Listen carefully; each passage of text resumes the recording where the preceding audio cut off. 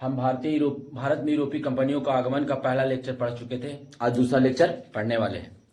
पहले हमने पुर्तगाल और डचों के बारे में पढ़ा कि किस प्रकार से पुर्तगाल आए, किस प्रकार से भारत में डच आए। अब हम पढ़ते हैं अंग्रेजों के बारे में। कल हम जाने थे कि 1759 ईस्वी में बेदरा के युद्ध हुआ था अंग्रेज और डचों के बीच, जिसमें अंग्रेज की क्या हुई थी? जीत हुई थी और डचों की हार हुई थी। इसके बाद जैसे ही अंग्रेज भारत में शासन करने आते हैं, व्यापार करने आते हैं, तो 31 दिसंबर 1600 ईस्वी में 31 दिसंबर 1600 ईस्वी में इंग्लैंड की रानी एलिजाबेथ प्रथम ने ईस्ट इंडिया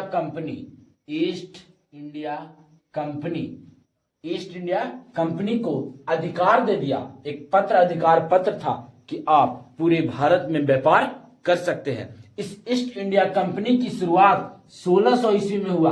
भारत में ईस्ट इंडिया कंपनी का आगमन कब हुआ? 1600 ईस्वी में। कहता प्रारंभ में ईस्ट इंडिया कंपनी में 217 साझेदार थे। बहुत क्वेश्चन आपसे पूछता कि प्रारंभ में जब ईस्ट इंडिया कंपनी बनी थी तब उसमें कितने साझेदार थे, कितने पार्टनर थे? तो 217। और इसका जो पहला गवर्नर था इस ईस्ट इंडिया कंपनी का पहला गवर्नर वो थॉमस स्मिथ था। आपसे क्वेश्चन पूछ सकता है कि ईस्ट इंडिया कंपनी का पहला गवर्नर कौन था? तो पहला गवर्नर कौन था? थॉमस स्मिथ था।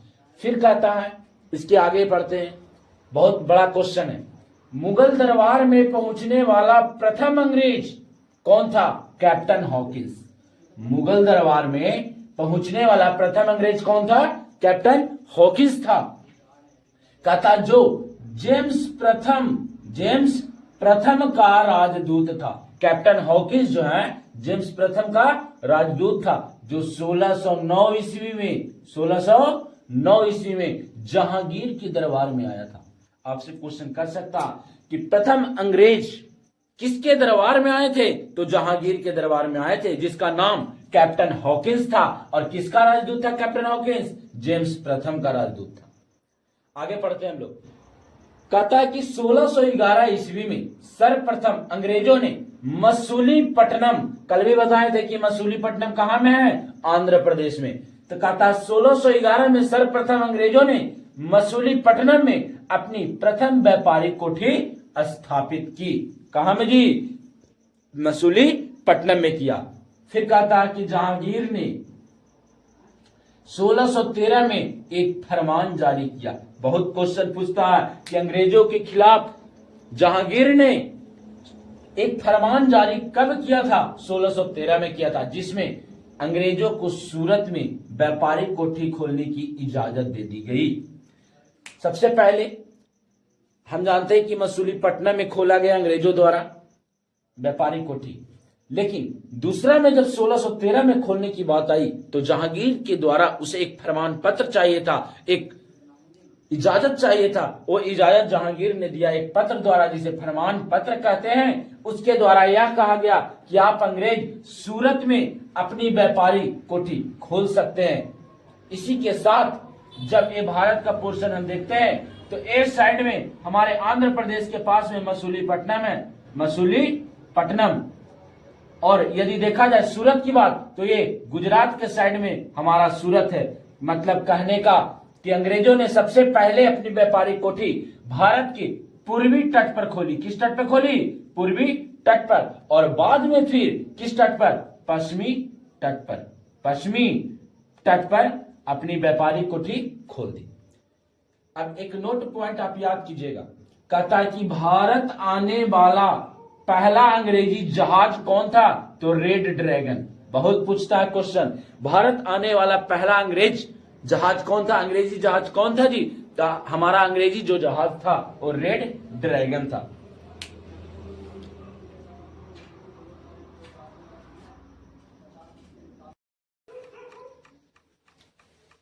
अब देखते हैं हम लोग 1615 ईस्वी में जेम्स प्रथम ने सर टॉमस रो को अपना राजदूत बनाकर जहांगीर के शासनकाल में भेज दिया।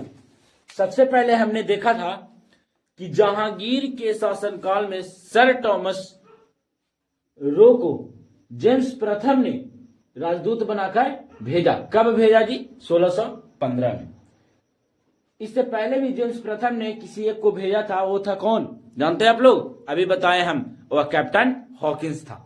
अब ध्यान से देखिए, कहता सर टॉमस रो भारत में 1615 से 1619 तक रहा। आपसे क्वेश्चन पूछता है कि सर टॉमस रो भारत में कब से कब तक रहा, कितने सालों तक रहा था? 4 सालों तक रहा था।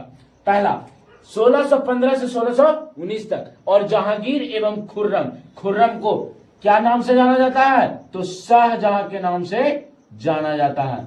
शाहजहां के बचपन का नाम क्या था जी? खुर्रम था।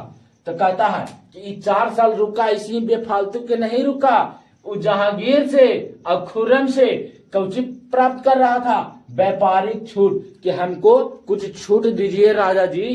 अब देखिए, कहता 1632 में, कब? 1632 में गोलकुंडा के सुल्तान ने अंग्रेज को एक सुनहला फरमान जारी किया, गोल्डन फरमान जारी किया। कौन?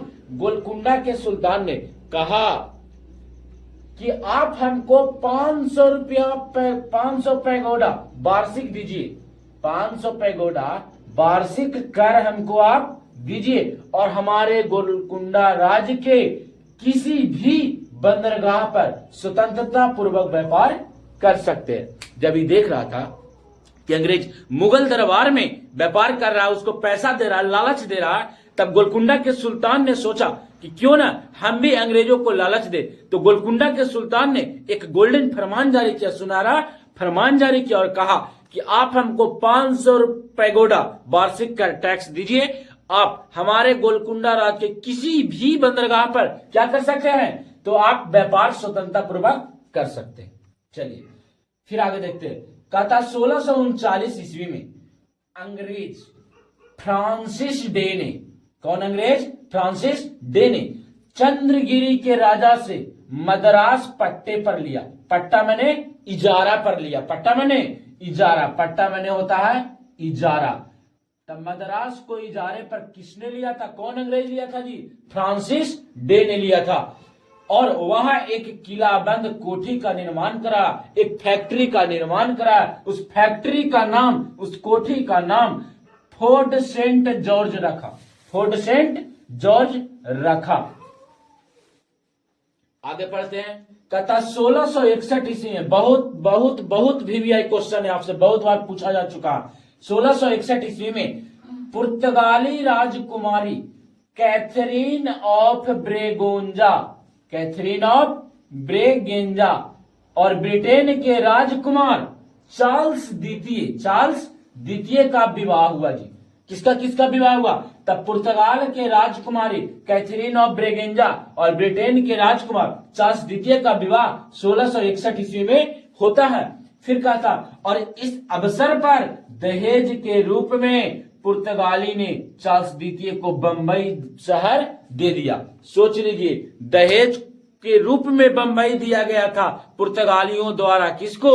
चार्ल्स द्वितीय को। चार्ल्स द्वितीय कौन था? ब्रिटेन का क्या था? राजकुमार था। और दोनों का ब्याह जब हुआ तो 1661 में, तो दहेज के रूप में बंबई शहर को क्या कर दिया गया जी? पुर्तगालियों ने अंग्रेजों को दे दिया।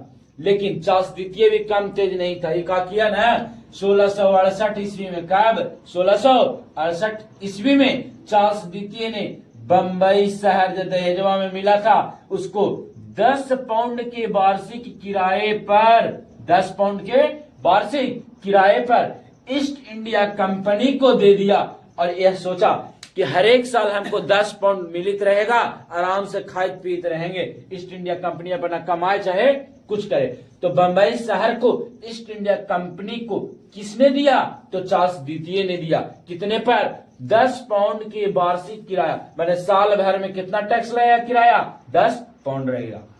तब ईस्ट इंडिया कंपनी जो थी 1687 में, कब? 1687 में अंग्रेजों ने पश्चिमी तट का मुख्यालय जो सूरत में खोला था उसको हटा दिया गया और पश्चिमी तट का मुख्यालय बंबई कर दिया गया। क्योंकि हम भारत का देखिए पोर्शन देखते हैं, यही वाला यहाँ पर सबसे पहले खोला था जी मसूलीपट्टनम में। अंग्रेजों ने पहली फैक्ट्री कहाँ खोली थी? मसूलीपट्टनम में। फिर क्या किया कि मसूलीपट्टनम के बाद जहांगीर से ऑर्डर लिया और दूसरा खोल दिया यहाँ।